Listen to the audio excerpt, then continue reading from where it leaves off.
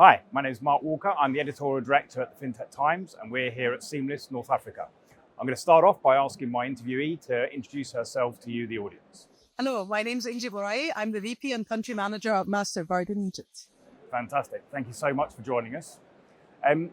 Let's start off with, obviously, as the country manager of Mastercard, you will have a bit of an understanding of the general trends of fintech that's happening in Egypt and the wider North Africa market. Maybe give us a little bit of an idea of how you've seen things develop over the last few years. Definitely. So Egypt is a very interesting market, and the Egyptians have historically been very known for their innovation and their ability to come up with very interesting workarounds for persistent problems.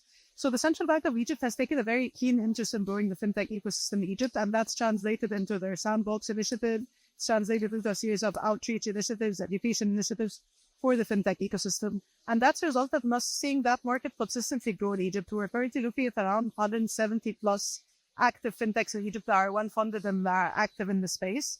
They've basically started out mostly looking at payments. So at the very start, most of them were doing pure P2P type transactions. But over time, they've evolved. We've seen more and more companies pop up that are doing things more around digital onboarding, the customer journeys. Seen people do more buy now, pay later and consumer financing. We've recently been seeing more and more do supply chain financing and linking SMEs into larger value chains. So it's very interesting to see how they've evolved. And you see an interesting mix, some of them being super niche and hyper-focused on a specific vertical. So people just syndicate payments or strictly transport payments. And others doing a very cost-cutting view, looking at a specific segment like youth in every single element that impacts their business, or looking like at education or students. So it's very interesting to see how, no matter your age, there's a fintech out there catering to you. Yeah, no matter what you want, there is a fintech that's going to sort you. A bit like the old saying of there's always an app for everything. Exactly. In the same way.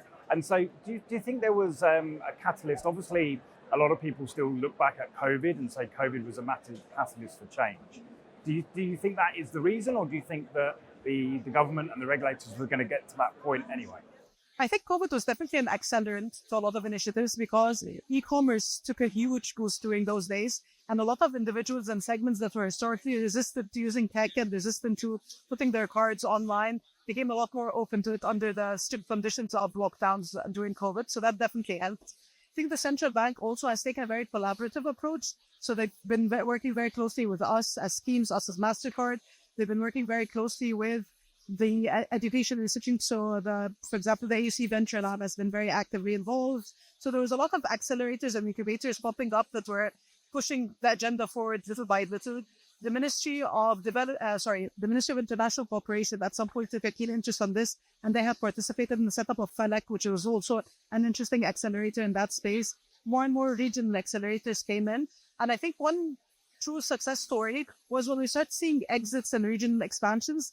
That gave so much credibility to the ecosystem and to everyone involved that more and more people were willing to take a chance, take more risks, start their own fintechs, or invest in some of the existing ones. Yeah, it's a really interesting gauge of maturity, isn't it, when you see exits happening, listings, and that type of thing. I have to ask one question because obviously I was watching your panel earlier, and everybody's talking about AI.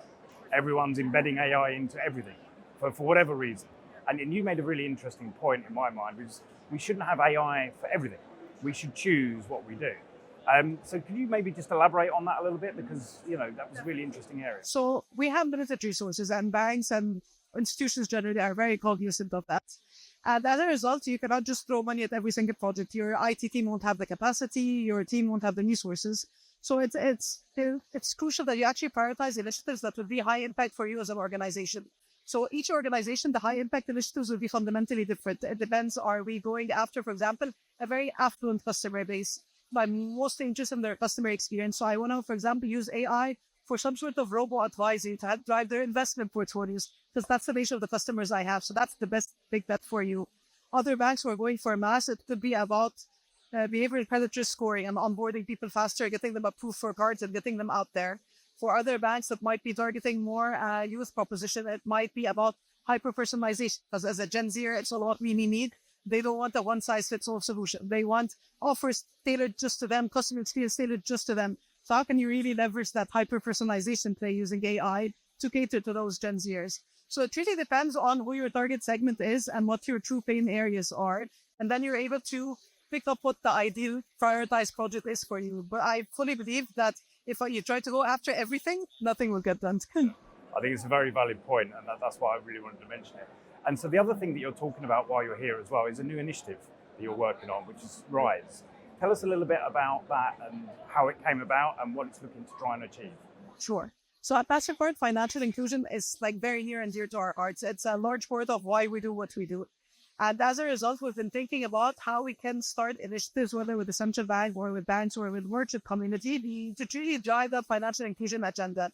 And part of the great initiatives that came out of this in partnership with the Egyptian government has been the wallet ecosystem. So really empowering individuals who normally would not be able to access typical bank loans or typical bank cards to have this amazing tool at their fingertips, allowing them to transfer funds, receive funds, make purchases, and pay off their basic bills or airtime. And we started thinking, how can we leverage those wallets even further? So the project of Borai came about digitizing wages. So we started looking at industries that are heavy on women, and ready-made garments was such an instant go-to solution. And how can we really help those women be financially empowered? And in Egypt, due to cultural considerations, women tend to be even tougher to financially include and financially empower than men. And the beauty of this solution was that we were able to give them their salaries digitized on cards or on wallets. That gave them so much financial autonomy and freedom. So this came with a huge module around financial literacy to actually educate them on how to do it.